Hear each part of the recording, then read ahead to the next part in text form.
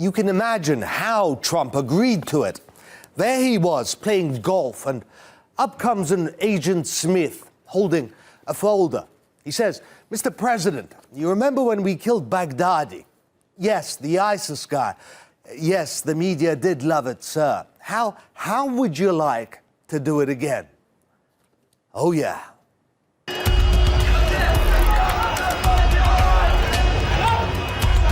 Iraqi television has just confirmed that Qasem Soleimani, a former general in Iran's Revolutionary Guard and the commander of the Quds Force, has been killed in a rocket attack apparently initiated by the United States.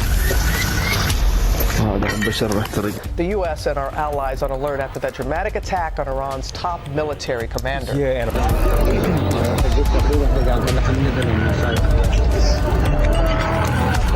Soleimani has been perpetrating acts of terror to destabilize the Middle East for the last 20 years. One gets the impression that the agent that came up to Trump didn't exactly brief the president on potential consequences of killing the second most powerful man in Iran, General Qasem Soleimani, commander of Iran's Quds Force. We took action last night to stop a war. We did not take action to start a war. Then you probably shouldn't have killed him. General Soleimani was considered an icon in Iran and Iraq, a man who helped prevent ISIS's takeover of Iraq and Syria, who inspired and mobilized tens of thousands of people in multiple countries to fight the blight that is ISIS. Al-Qaeda. The Americans are not aware what a grave mistake they've committed. They will face the consequences of this criminal act, not only today, but also in coming years. There is no... Large crowds have gathered in the Iranian capital, Tehran, for the funeral of the military commander killed in a U.S. attack on Friday. Qasem Soleimani was assassinated in neighboring Iraq on the orders of President Trump. Soleimani was one of the most powerful figures in Iran. He directed operations in the Middle East, and his killing marks a major escalation in tensions between Washington and Tehran, with wider implications for the entire region.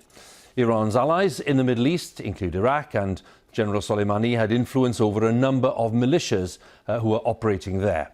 But concerns about Iran's growing influence was also one of the main drivers of the mass protests in Iraq last year.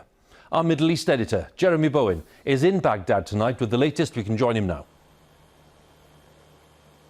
Thanks very much, Hugh. And there's a bit of a mystery and confusion here tonight. First of all, a leaked letter from the Americans seemingly suggesting that they were planning to move their troops out, perhaps by helicopter. At the same time, a lot of unusual helicopter activity in the skies above me. The Americans say it was a draft and it's not happening. For supporters of the assassinated general, though, this was a tumultuous day. Tehran's broad avenues were jammed with mourners, estimated in millions. Meanwhile, the president of Iran is locked in a war of words with President Trump. Trump warning if Iran retaliates, the U.S. will quickly and fully strike back, he says. He's even threatening to hit cultural targets. Iran's president warning never threaten the Iranian nation. As they escalate the tension, others are trying to cool it down. This cauldron of tensions is leading more and more countries to take. Meanwhile, the magnitude of this moment for the Middle East and the world beyond, matched by the enormity of the crowds. It was a homecoming fit for their fallen hero.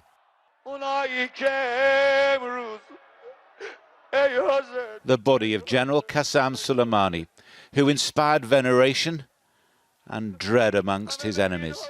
The military commander, who from his grave might yet provoke another war. Tonight, Tehran pulled out of the agreement to limit its nuclear program. While in parliament, they chanted death to America.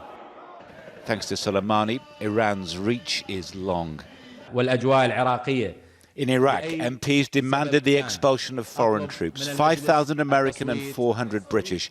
Minutes earlier, the coalition suspended its campaign against ISIS amid concerns for its own security.